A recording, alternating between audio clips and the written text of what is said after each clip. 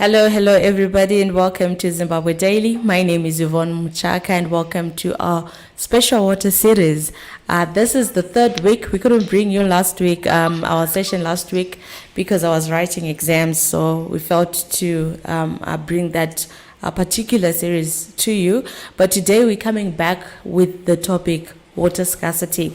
And to help me talk on that, I have my usual guests that I'm going to allow to introduce themselves. And we want you to take part. We want you to participate. Tell us what you think water scarcity is all about. Tell us what you think we need to do as a country in order to improve our supplying versus the demand of our water use.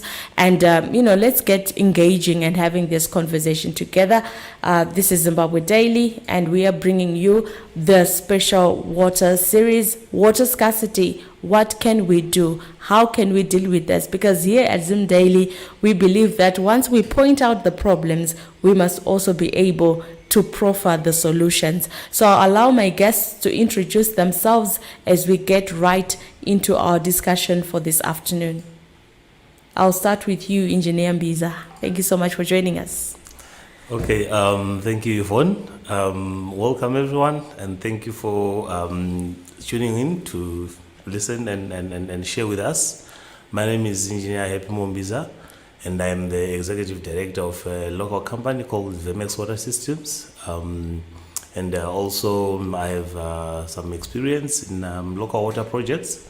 Mm-hmm. And to just make an introduction of how I fit into the issues of water scarcity at this point, I am working on a doctorate in wastewater recycling, which is actually trying to proffer solutions to address water scarcity.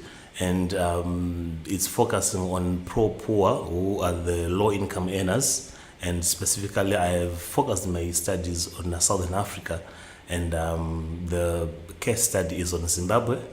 And this is one of the things that I am already doing to try and address the issues of water scarcity. Mm-hmm. Thank you, Yvonne. I think I'll stop here for the introductions. Awesome. Thank you so much, Engineer Mbiza. I know your wealth of experience, especially in the technical side of things, is going to be very helpful. Over to you, Mr. Mawesera. Shangwa Mawesera is my name. I'm a past town clerk in Dura municipality. Has worked very extensively on issues of water and sanitation as leader in the field of local governance system. And currently I'm on a community development project where water is and therefore it interests me so much to share what I have and also get insight from what the others see. Awesome. Thank you so much, Mr. Mawesera. Over to you.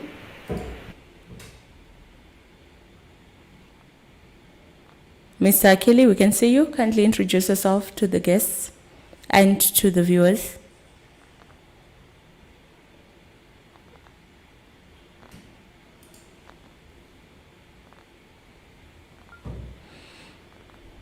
All right, so that's Mr. Ruben Akili. He is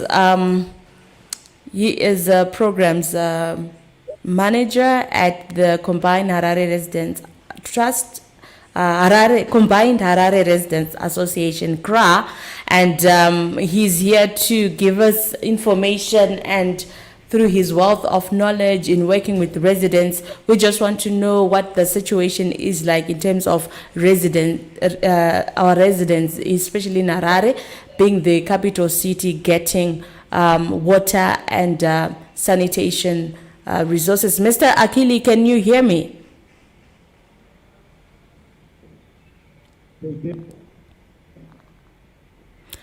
Awesome.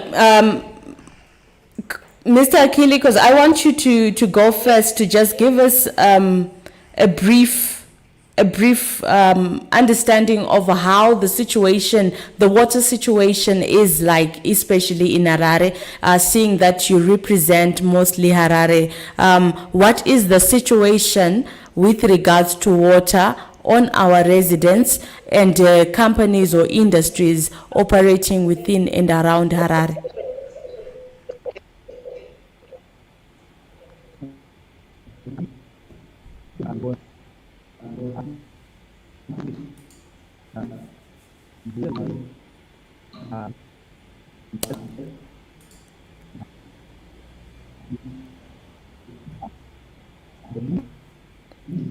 Okay.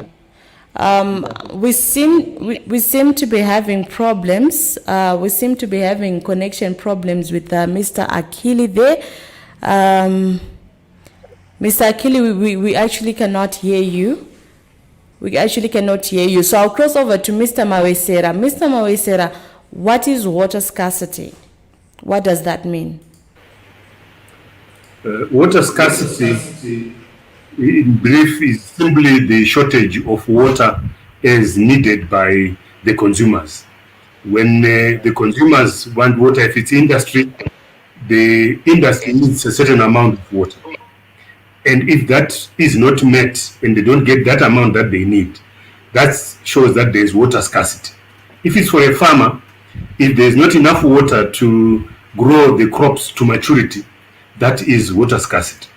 If it is in a home or a household and there is no water, or less the water is not enough for them to use for a day, for example, the standard in the world for a person is 150 liters per day.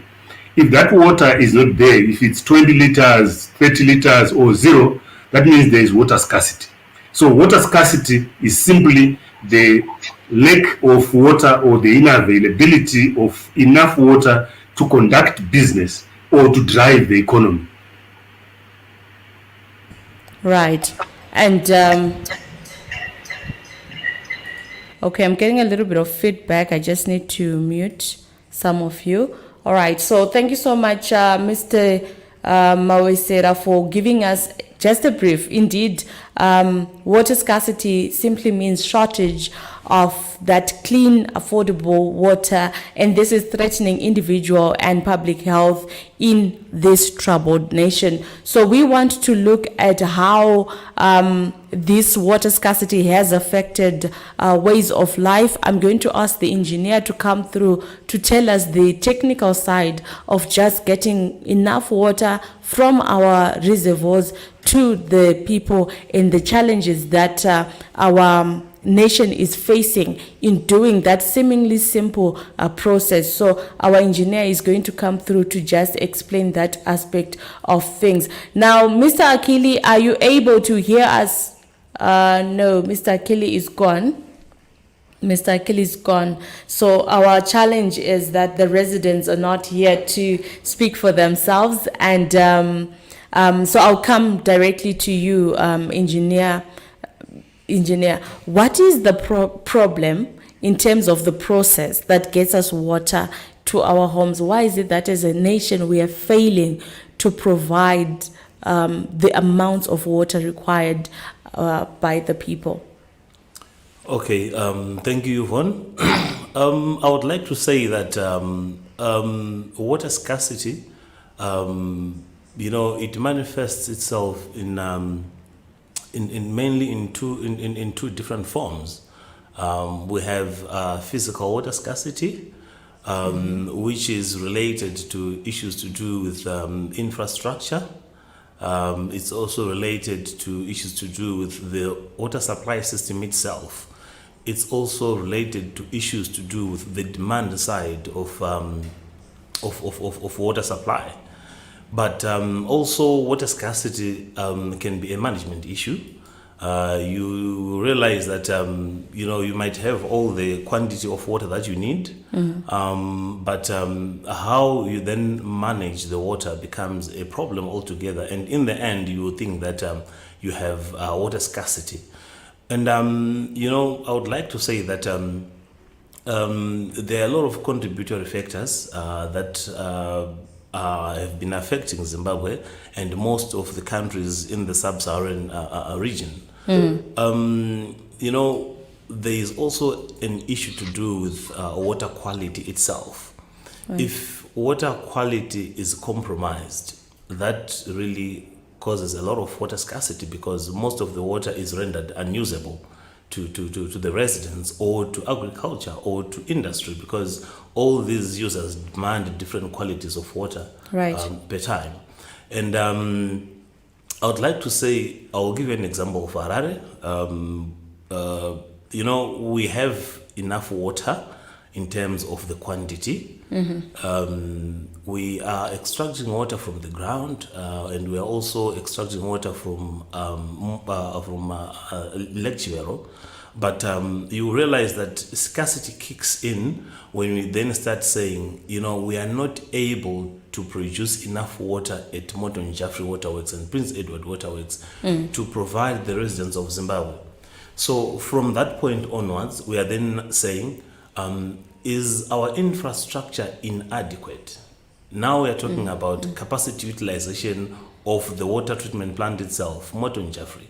Are we able, as a Harare, to feed enough raw water into the water treatment plant in the first place? If yes, then we are saying, okay, so is the water treatment plant itself able to produce the required water so that it meets the demand side of the scarcity? Okay, so you see, these are all different aspects of water scarcity that we need to talk about. The other aspect that then kicks in the economic side is to say, do we have enough resources, be they human resources, be they economic resources, be it money itself, to procure the necessary equipment and chemicals for us to be able to treat the water at Moton Jaffrey? So once that is done, then we say, now we've produced enough water from the water treatment plant, but do we have enough conveyance infrastructure, which are now the reservoirs and the pipes, to get the water to the right users? And as the water gets to the right users, is it in the right quality Right. and quantity? Right. Yes. Awesome. Thank you so much. Indeed, issue of water quality is contributing as well to the scarcity of water systems especially in our country. Now, Mr. Akilik, are you able to hear me now? Oh no, we lost him. Okay, we lost him. Mr. Mawesera, being one of the people who've been driving issues to do with WASH in local authorities, having been a town clerk in Bindura, what can you say are some of the challenges that our local authorities are facing in providing, adequate water?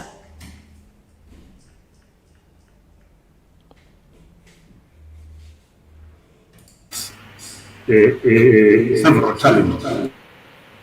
The first challenge that they face as local authorities is defining themselves as local authorities. What is a local authority? That definition has to be clear to the local authority for it to be able to manage whatever resource they have. You will find that residents see the local authority as councillors. Councillors see the local authority as managers. Managers see the local authority as councillors. So at the end of the day, no one really takes the responsibility, the appropriate responsibility at each level. What I would want to say is that we would want to see a situation where the local authority looks at itself as a whole, from a holistic point of view. Now, with scarcity of water, when you look at yourselves as people contributing to the supply and scarcity of water, residents, councillors, and the management of the local authority, you then are able to say, where is the scarcity coming from? For example, as local authorities, they've already found out that there's a lot of water that's being lost. For example, in Bindura, we engaged consultants to say, why can't we provide enough water? We want to expand our treatment plant. 3 consulting firms came and said, do you have enough water? What you need to do is to look around, where is the water going if it's not getting to the people? But when we look at the amount of water that you produce and the number of people that are in the town, your water is more than enough. So where are the problems in terms of water supply? Firstly, it is the raw water supply. which in most cases is enough. Next is the treatment capacity. Is it treating enough water to feed the population of the town? Right. Most of the local authorities, their water losses are almost there. Yes, they are here and there some that cannot meet that demand in terms of capacity. But the fact that there is so much water lost unaccounted for means that our treatment plans may not be the real problem. You look at Guero, for example, at one time, Malone was empty. And government and the local authorities went around looking for ways to supply water. But evidence had shows that at that time, Guero was losing more than 50% of its water. Now, so the scarcity was not so much of the treatment capacity, nor the raw water, but the losses. So when we then look at those losses, we then need to say, where are the losses? Which is where I think is the first port of call. To say we have treated the water, this is what we have treated. Where has it gone? When we get to the last point, are we supplying the water that we needed to? But now, because the local authority have already identified that there is need for the local authority then and the residents to come together, because the losses could be attributed to the management, as Mbiza has said, which means the management of the local authority should do something. These could also be attributed to the residents, where the residents themselves, in terms of the use of the water, they are not using it properly. For example, you have a person who connects himself or herself to water and waters gardens even across the road. That water is not accounted for. It must be going to other people, but is being utilized in a manner that then creates scarcity. We have people coming up with fields which they water in the bush with the treated water, and these are residents. When they go back home, they see scarcity, but they forget that it is the same water that they dug up as they were doing their sweet potato mounds. So there is need to then look at all that process. But the scarcity, my point is, the scarcity is at different levels. People, councillors need scarcity also when they make decisions. Any delay in a decision that is meant to supply enough water, if it's delayed, it creates scarcity, because then you cannot catch up with the losses in terms of decision making. So it is critical that each one of us then says, what is my role in creating the scarcity that we have, especially when a problem has been identified, like we are now wanting to say, where is our water going? That which we have treated, we are creating scarcity when we have the water. Right, right. Mr. Akili, are you able to hear me now? We would want to have an appreciation of whether the residents are clear about their own role in ensuring that there is adequate water. When we dig up the pipes in our agriculture, when we use the piped water to water our gardens, are we aware that we're contributing to the scarcity of water in our communities, Mr. Akili?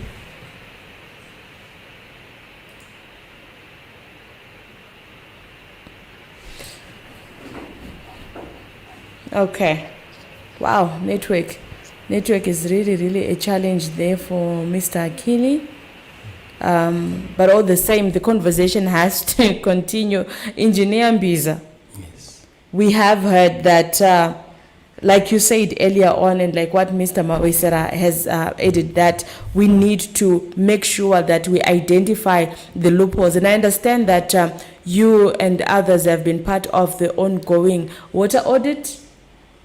Yes, we have audited some local authorities, and I would like to applaud whoever came up with the idea of then saying, as a nation, let's then do the national water audit, and then we need to understand where we are in terms of the problems that are contributing to scarcity. The good thing about the water audit is that it's going to tell you whether your sources are adequate for the population and the projected plans for growth of your cities, for each and every city in the nation. And if it's the minister who came up with this sort of an idea, I would like to say whoever that is, heads off to them. And if it's anyone else, wherever they are, that's the spirit of being a Zimbabwean. And I would like to say, from the engineering perspective, it's going to be very easy now if solutions have to be brought in to say, we already know that, for example, we have a city with enough water in the sources, but, the treatment system they're using. Do we have enough water in the reservoirs? We have enough water in the sources, definitely. We have enough water in the sources. Enough water, but the problem, I'll give you this example, Yvonne. I wish I had brought a 500 mils a bottle of water right now. It costs 110 RTGS dollars for you to as a resident, in the shop. No. Like when you're paying. Okay. Yeah, 5,000 liters of water. 5,000 liters of water is equal to 110 RTGS dollars. Exactly. At council. This is at council. At council level. Right. But then if you walk into a shop right now, we are talking about treated water, Yvonne. You walk into a shop right now, the 110 RTGS that you are using to buy 5,000 liters is going to buy you 1 liter, which are 2 bottles of water. Right. So when you look at things from the perspective that says all water is treated and the treatment costs money, you then say, who's fooling who in reality, you see? And then, these are things that I think our people need to know. To say we are getting treated water in our pipes, and I think there's a lot that's being done to make water affordable. But are there any kinds of subsidies that are taking care of this kind of disparities? And if not, you realize that we will still go back to the city fathers and whoever is responsible for providing the water and think that they are not capable. You see now? Right. And getting water to your tap, it's a transaction itself. Right. It's a transaction and it has to stick into people's hands. Right. And if it's a transaction, how do you buy something for a higher price and then sell it at a lower price? Let's try to find a balance in these things so that whatever is happening makes economic sense. Right. If you go back to some principles, you realize that there is a certain principle that says, one of the Dublin principles says water is an economic good. Right. And I don't think we are respecting that enough, because how much does it cost to treat 5,000 liters of water, and how much are we selling it? And if we are going to make a subsidy, who is subsidizing, and how much is being done? So I believe that the water audit is going to expose all these kinds of things, you see, and it will even tell you that what's the difference between the water quality in Lake Chivero, right? And let's say in Kariba Dam. You see now, people are going to look at that. So then we are going to say, so if there is so much pollution in the water that is in Lake Chivero, and then there is less pollution in the water that is in Kariba Dam, you can already project the amount of money that you need to be able to take out all those pollutants.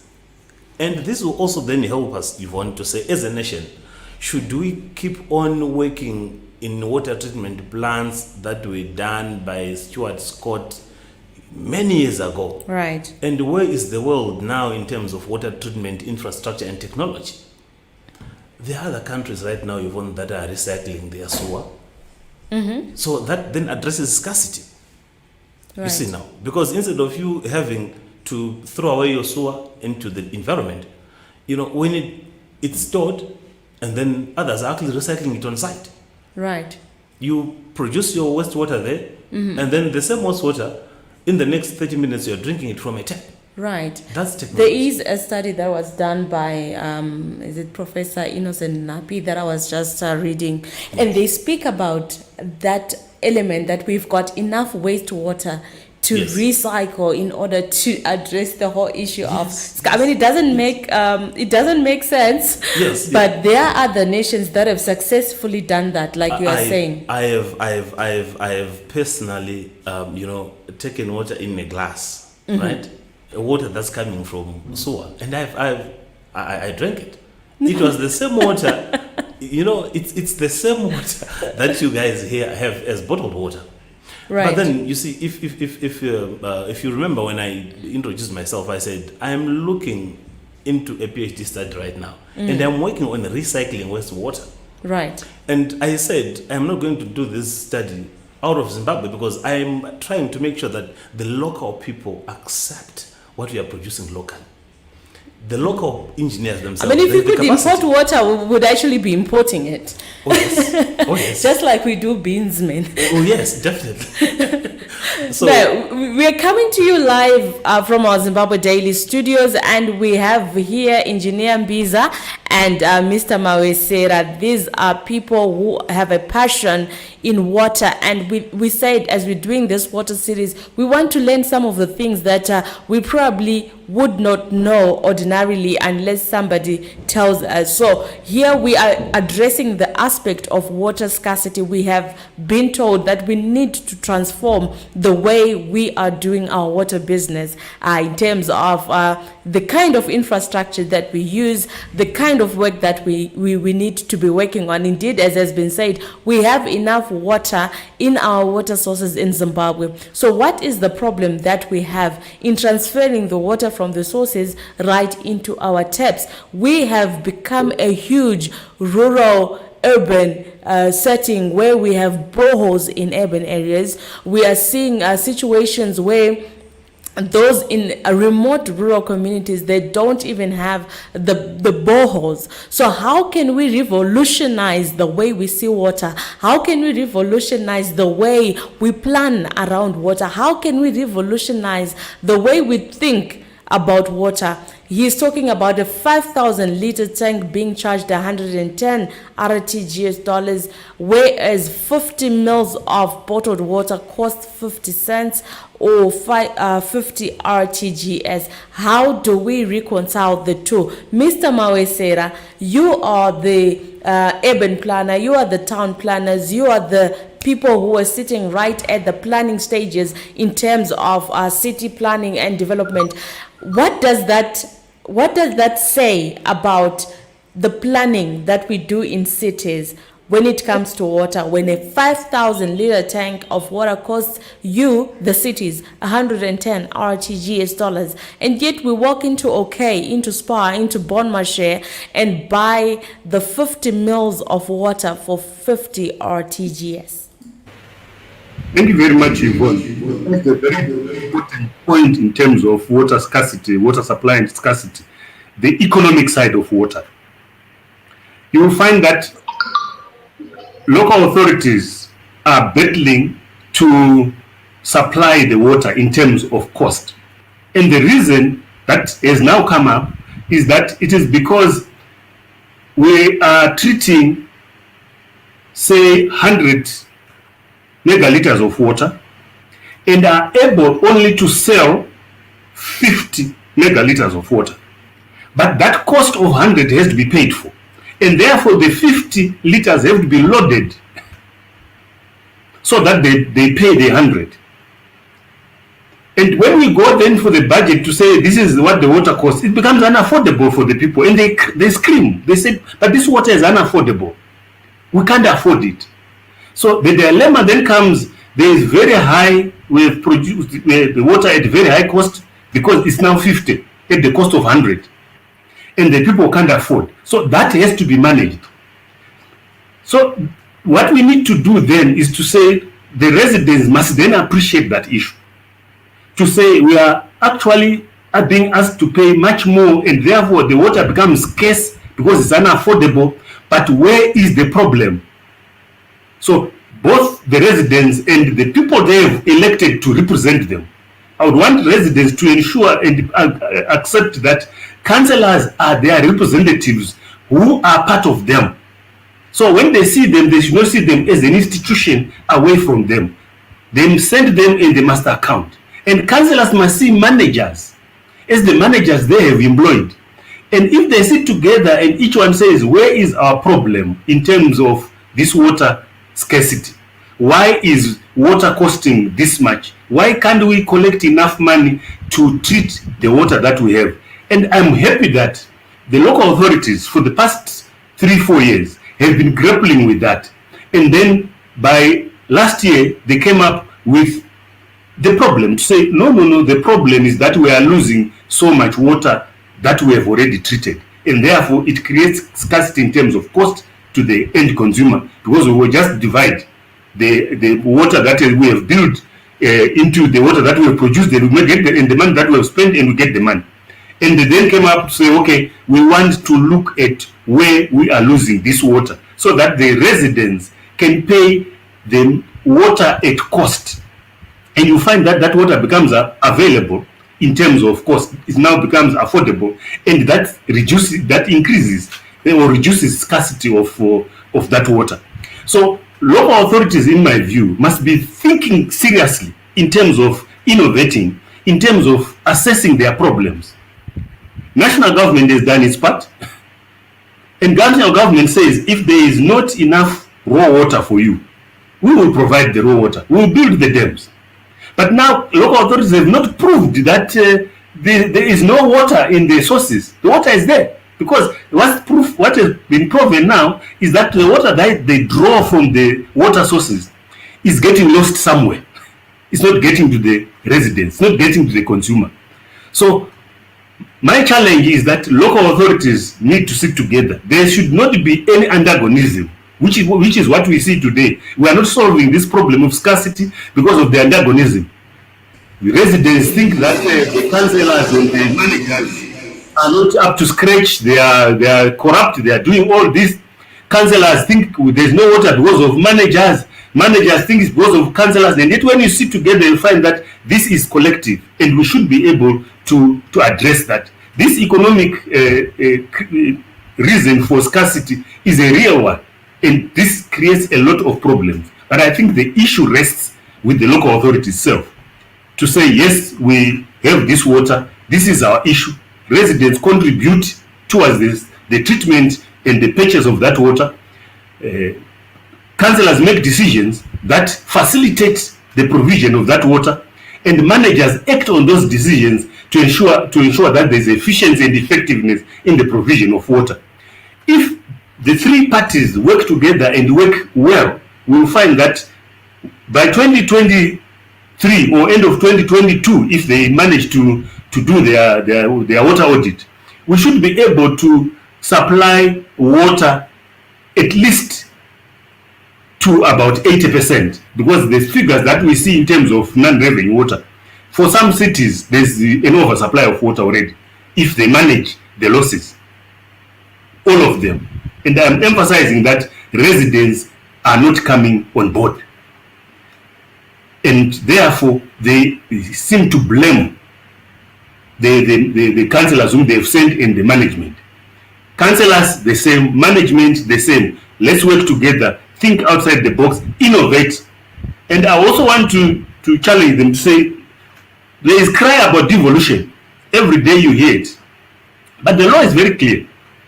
That must be devolved to people who have shown capacity. If a local authority has shown capacity, then devolution, the powers will be devolved to it.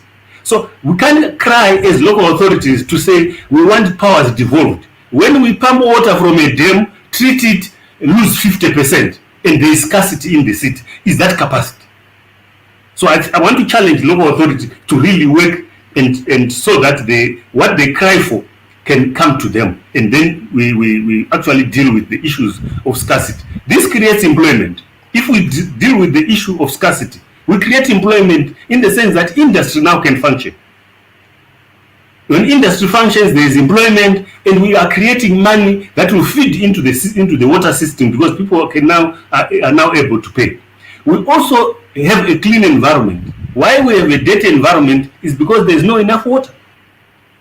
So at the end of the day, we need to really look at this. And as I've always said, I'm happy that the strategy that they've said we are taking should be taken by everybody, residents, industry, councillors, management, and whoever, and see themselves as a unit and work towards that, and not point fingers at government. Because in my view, government has given devolution funds, for example, to deal with issues, to assist local authorities deal with issues that may crop up in the system. Government has provided the raw water, and we are saying, let's do it ourselves, and say government is standing there. It's watching on us. Government should actually be saying, what are you doing with this water that you are pumping? Why are you charging people so much money for water that they have not consumed? Why are you creating scarcity? The residents, councillors, and management, why are you creating this scarcity? So I think in terms of the management, that's how I see that there is need for council management, councillors to come up with decisions and solutions that speak to identifying problems and solving them. Councillors going back to the people to explain to them the water management system that operates, and they get from the people their input into the management of water. You find that is, but I don't seem to see that back and forth of councillors going to the public, coming back, and enlightening the public to say, if you are watering your garden, you are creating scarcity in the sense that the next person cannot get that water. You also are not getting the water in the evening because we are watering the whole day. But that discussion doesn't seem to be there in my view, which I want to challenge councillors, residents to ensure that there is that discourse, because the water is being lost in the community. It's not being lost anywhere. It's pumped, it's treated. Where is it? Where are we losing it? So I think that councillors must also make prompt and good decisions. Sometimes you get to minutes, you read them, you find the decisions that are made are decisions that actually promote water scarcity. Either they are not made because of other reasons, or they are made very late, and therefore we create that problem. And then also management not implementing programs efficiently, efficient use of resources. So in one, I think it's important that we deal with all aspects. And maybe you brought up the economic aspect, which I think is very, very critical, as I've explained. Awesome. Thank you so much, Mr. Mawesere, for that well put presentation. Michelle Mahachi say you joined a bit late, but we have a scenario where a lot of government departments owe a lot of money for water bills, and it has been difficult to stop water supply to them, e.g. hospitals. I think this is a huge issue that the economic aspect of water is, as we have been discussing, that we need to ensure that what we are paying is commensurate with what is being produced. What is the cost of making 1 megaliter of water, for example, and how much are we charging our people? Now, when we have scenarios of huge debts being owed in councils, it creates that artificial need and a failure by councils to provide the water. Mr. Akili, I'm not too sure if you can hear me. You have been a passenger in this discussion. Do you have something that you'd want to say from what you have heard people talking about?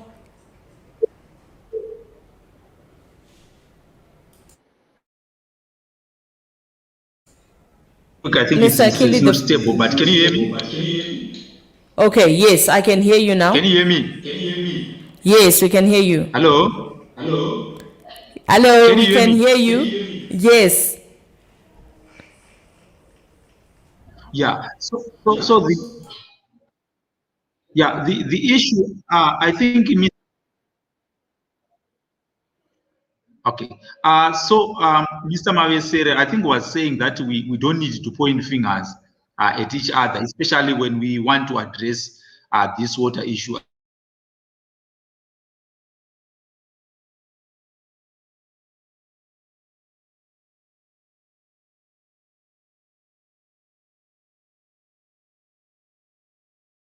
Oh my word.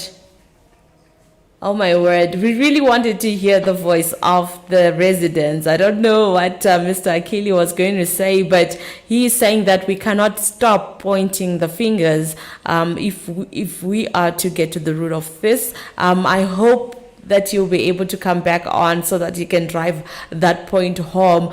We are talking water scarcity in our country. But What again, is it that we can bad do? raw water quality.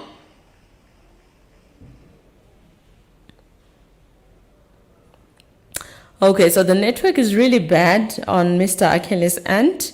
I don't know which network he's using, but yeah, it's really giving him problems. Anyway, we proceed. So yesterday, 22 March, was World Water Day, and as part of those celebrations, these celebrations are there to raise awareness of the global water crisis, and a core focus of the observance to support the achievement of Sustainable Development Goal number 6, water and sanitation for all by 2030. So the theme of World Water Day 2021 was and remains valuing water. That is why we bringing you this special water series, so that we begin to value water. We want to get water to me, water to you, water to everybody else. There are initiatives happening globally, with others calling for a global walk.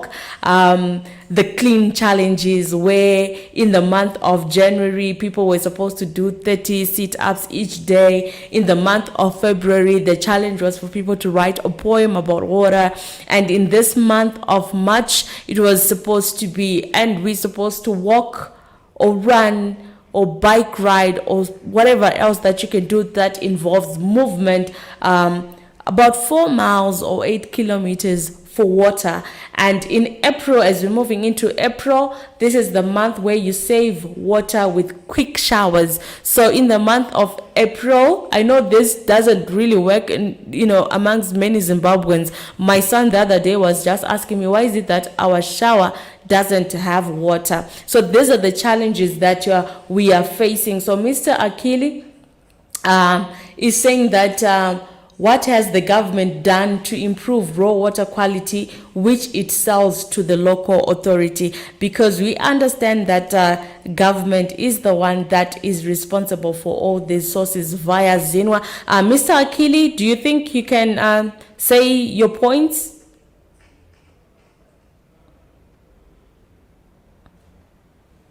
Okay, Mr. Akili still cannot hear us. He says here devolution is not for local authorities. Can you hear me? Yes, I can hear you, Mr. Akili. Yes. So my submission is that the government is responsible for supplying of raw water through Zinwa, and we understand Right. that is the raw station industry. And what is the local the government doing in terms of improving raw water quality, which then translated to water which will be purified? That's number one. And I wanted also to clarify that devolution is not about local authorities. It is about the people. It is about the people, where we are saying now it's the time where citizens have a role in decision making in terms of how these local authorities are governed, and even how water is governed. That is very, very fundamental. In redevolution, it cannot only be narrowed to local authorities. It's not only so water. We need devolution in water. We need devolution in environmental issues, where citizens play a big role in terms of management of such resources, such as water and environmental things in the community. But what I wanted to say is that water scarcity in Zimbabwe, it's man-made. I agree to some extent that as residents, again, to some extent, through agricultural activities, which happens within stream bank cultivation, has contributed to bad raw water quality. But on the other hand, when we look at some of the contributions we have done as citizens, to say government and even a city of Harare, you should not build on wetlands. We see them with the plans building on wetlands, which purify water for free. And when we do that, that's why we're saying citizens should have a role in management of these basins or catchment areas, or rather wetlands, because it is very, very important. But sometimes you realize that the citizens are left to the periphery of governance. And that is also one of the challenges we have had. There is no political will to address these problems. These things, they are just there on the paper in terms of our government, how they operate, in terms of our local authorities. It's high time that devolution has to start to speak. It's about the people, not about the city of Harare or Pindura or government. It is about the people. So when citizens start to have a voice around how water is managed, that's when we will begin to see water improving. When citizens start to have a voice and decision making in environmental management, that's when you will see improvement. At the current situation where city officials and government officials think that these public institutions, they are private, we are not going anywhere. That is the notion. That is where our problem is. Ask, for an example, to say, even go to any local authority to say, how much have you spent on water today? They won't tell you. Even go to Zimbabwe to say, how much have you spent on water? They won't tell you. The attitude which we have within our government institution, both the local and the central government, people who think that these are private institutions, whereas these are public institutions. As long as citizens also do not own these processes, they won't contribute anything. You face resistance. Citizens, we did the research recently. Citizens want, about 92% of the citizens in Harare wants to pay for services rendered, and people think that residents are always arguing for argument purposes. No, we want to be part of these processes, but sometimes we are sidelined. Look at the planning. For example, the laws relating to planning, it calls for citizen participation. But if I go to Mavugu district office to say, how did you come to build a house there? You're not told. Everyone is skating around. This is public information. So access to information around even those water issues, access to information in terms of planning. How are citizens involved in these decisions on how we arrive? Look at the water situation you have. Harare right now is charging citizens, I think a dollar, it's about 115 per cubic meter for the five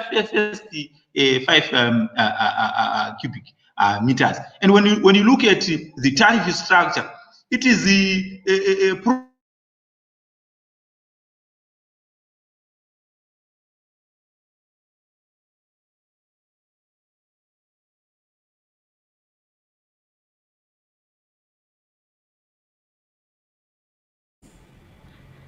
Network is seriously doing a disservice here, and Mr. Akili was on fire. Mr. Mawesera, do you have any response to what Mr. Akili has said? You cannot privatize public institutions. Contribution from Mr. Akili. Unfortunately, that we are not getting in, and I think this discussion must go beyond this session, so that we really get to the bottom of it. He's raising very important points. But I think the issue is that, as I said, we are not quite clear as to how should we come in, how do we collaborate. And hence there is need, as I said, for local authorities to be able, those they elect and their managers and central government, to discuss with the community to say where are their powers. He talked of mushrooming structures. The law is there. The government has done its bit in that. I'm not defending them, but they've done their bit. You cannot develop something in an area where the people have not agreed. All abutting properties must agree to that. They should be asked. So that is there in terms of the law. So government, in terms of national government, has done that. What should happen now is who is now policing the implementation of this? So to make sure that the residents, in terms of the law, have been consulted. Whatever the council does, whatever development is occurring in an urban area, the residents, in terms of the law, have a role to play. But that role is not being played. And he gave the reason, which I think to some extent I agree with, to say sometimes the officers that come, council on 2 feet, or our national government on 2 feet. It is them. Let's separate the person from the institution and the law. So I think it is important, and I've seen this gap, that an engagement with the community discussing and educating them, giving them knowledge on what their powers are. Because the Constitution now says they must participate. It's constitutional. But it is the how. So that we unlock those areas where they get roadblocks. Because I can see from what Mr. Akili was saying, there are roadblocks somewhere. But the law is there to protect them. And if that information is there, and they are empowered and capacitated to say, the law says you should have consulted us. Did you consult us? This is what the law says. And if you didn't consult us, this will not happen. So you find that the issue of national government, that's why I was saying the local authority must be able to first come together itself and sort itself out in terms of the law. Because the law is there, they must participate. Budgeting, they must say yes to the budget. If they don't, the budget does not go through.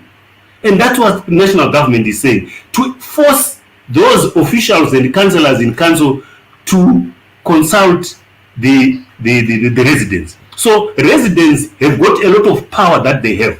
But I think there's a gap somewhere.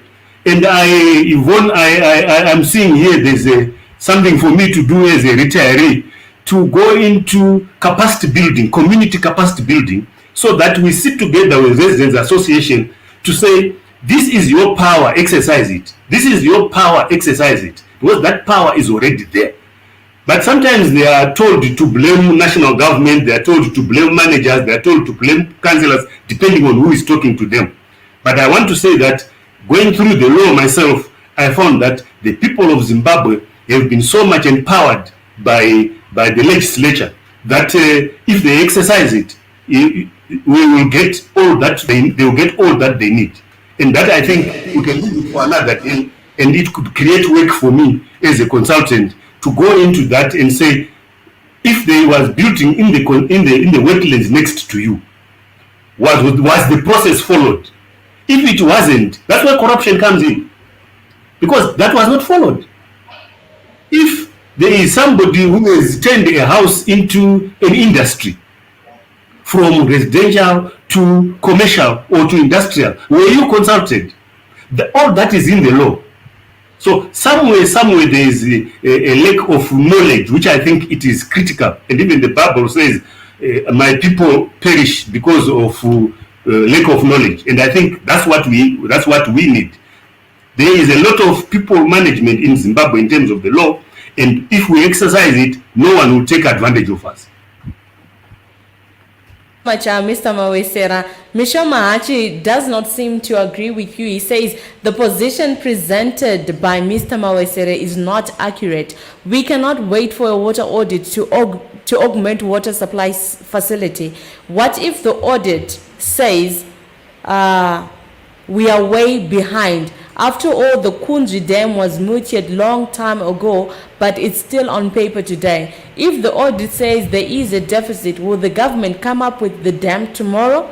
The government should play its part and not hide behind the council. Even Mlawayo was giving water twice a week and the dam were almost dry. Thank you so much, Michelle Mahachi. So this is the concern that residents have, that people are constantly, government officials, people in these high positions are constantly giving us technical explanations to some of the things, and yet it just needs implementation. A delay, like what Engineer Biza said, a delay in taking a decision is going to affect, the way we are able to provide our services. Thank you so much, Elastos.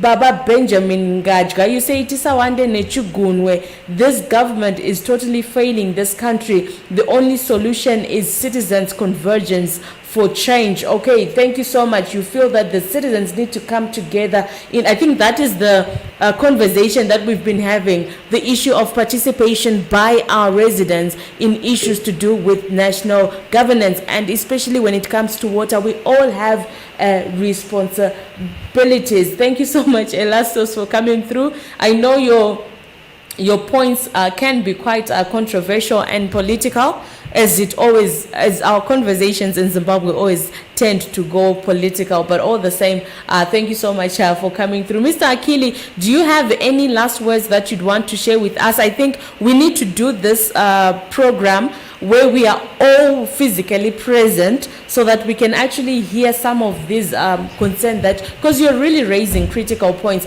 Do you have any last words that you'd want to share with us before we close the program, Mr. Akili? Thanks. I would like to appreciate the fellow presenters. We need to sit together as the residents, as those institutions which provide water. Also, again, we need to start to reform the institutional framework and even the policy framework around water provision in our country. We need to start to align these laws in line with Chapter 14 of the Constitution. It speaks with the devolution. We need to start to align with the right to water within the Constitution. That is very, very fundamental.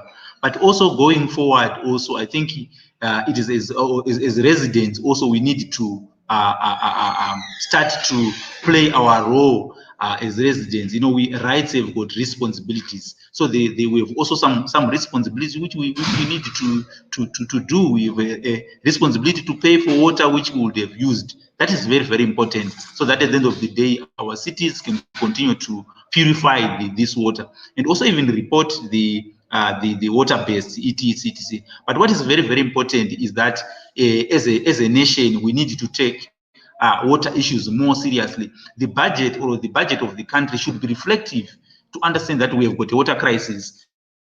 Our budget, it should be water centric at the moment. So even for the past, if you look at even pre-independence, even after independence, we have failed to invest in water infrastructure. And then again, water, local authorities, as I said, they provide water from Zimbabwe, which they buy. The government also, which is supposed to supply that raw water, need to also again to invest in building those dams, the okunjis. You know, it is not the role of the local authorities. You know, we need to start to, as he said,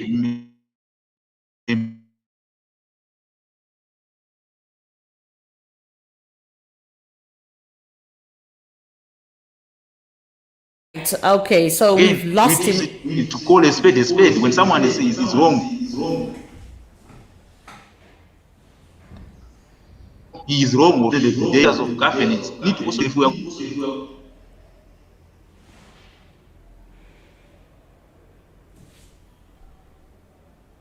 Network is very jealous of Mr. Akili.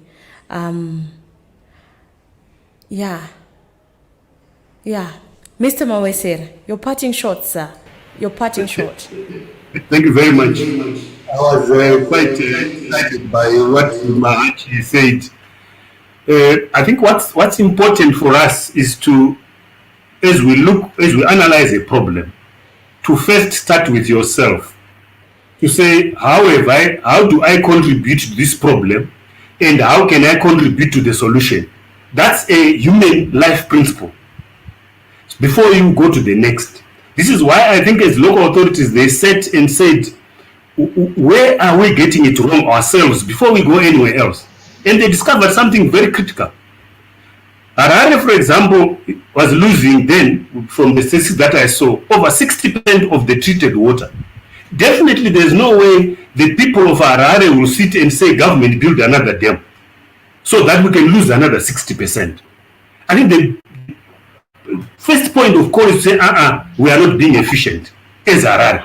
Let's make sure we have the 60% in, and when we have accounted for this 60%, then we see what our gap is.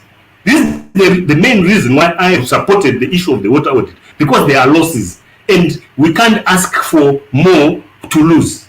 So the point of the water audit, I think, is very critical, especially with the evidence that's there. And residents must be very, very proactive, or must support this very seriously, because it affects their pocket. That water that is being lost, the 60%, the 40%, the 50% is their pocket. And therefore they must be critical about it, to say, we want this solved. And when it's solved, we go to the next. Government, prove to it that the problem is yours here. There's no more water. Blawayo says, yes, we utilize the water that we have efficiently. The water is not there. Zino, where are you? But when we go there and say we are losing 60%, but we want another, then we have a problem. All we are saying is everyone has a role to play, but let's follow the simple issue of community survival, where you say what is my contribution to the problem? How can I contribute to the solution? Then you go to the next person to say, how can the next person contribute? What do I expect from the next person? Introspected in ourselves. So I think it's critical. But in my parting shots, I want to say, personally, I've given myself to work with the residents. And Mr. Akili, if you could link us somehow, that we have a discussion with a few of them. That's what we call devolution. Devolution is when yourselves say, this is what we want. We have done 1, 2, 3, 4. This is what we want. If we wait for something to come from the top, then devolution is failed. We should be able to say, we are solving our problem, but we want assistance here and there and there and there and there, and we would want to do that further. And Yvonne, please, if you could. I'll definitely link the two of you, because every idea is really important. And I think you speak like a technocrat that you are. As a people and as residents, we'll be standing on the other side. Makuda kutinzwa right now just because we've got a crisis. But all along, we've been pointing out to the challenges, the issues of corruption, the issues of non-accountability, the issues to do with you just shutting the door in our faces and doing the things that you want to do. Now we are in a problem. Now we are in a crisis. You want to include us. Engineer Mbiza, parting shots. Thank you, Yvonne. Thank you, Tim. And also, I would like to say we need to really think about integrated water management systems as a nation. And this is an all-inclusive way of handling the water issues. And we are saying, let's look at the policy issues, let's look at the systems, let's look at infrastructure, and let's look even at anything that can contribute towards a proper management and of water, as well as proper provision of the service. But, in my last words, I would like to say, there's a lot that is going on, Yvonne, in terms of water management. And let's look at where things have worked better. There are bigger cities than Harare. There are bigger countries than Zimbabwe. Water is being provided properly. You see, they've got bigger problems. They've got bigger pollution problems than we have. But they have done a self-introspection, and then they've realized there are real problems. Think of it this way, Yvonne. We have got so much money that is going into water treatment in Harare every month. We speak of millions. But do we really know what they are removing from that water? Do you really know it? Now you're speaking like the engineer that we know you are. Next week, you have to come back and talk to us on wastewater and water quality. Exactly, Yvonne. And then from that, we want to say, why do we keep on talking about centralized water provision systems? Why are we not decentralizing? If we don't have water in Huazana, should we not have water in Mfakose? Right. Why are we centralizing? If we come up with decentralized systems, Yvonne, you realize that the problems won't be compounded. So let me wait for our discussion next week. Then we take from there. But thank you, Zimbabwe, and thank you, Yvonne.